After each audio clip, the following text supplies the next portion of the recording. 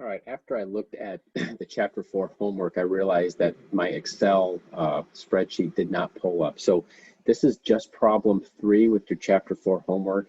And just to explain how to get your correlation coefficient. And again, you'll note that on this one, I've got 2 columns, the rooms and the labor. This is from your data set. The rooms is your X, the labor is your Y.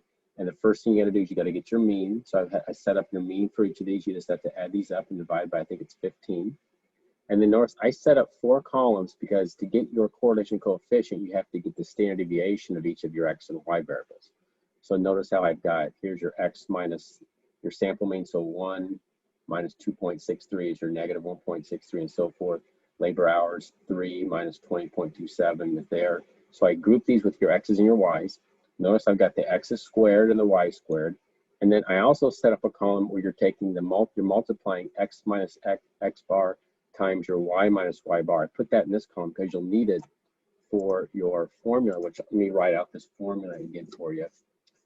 Again, to calculate correlation coefficient is you take the summation of X minus X bar times Y minus Y bar, that's your numerator, divided by, I believe it's N minus 1, multiplied by the standard deviation of X times the standard deviation of Y.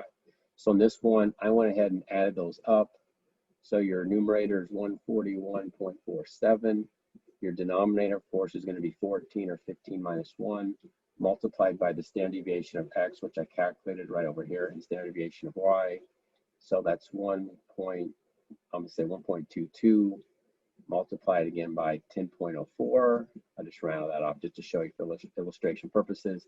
And you're going to get about 0.82. So again, these calculations right here, you would have done in chapter 3.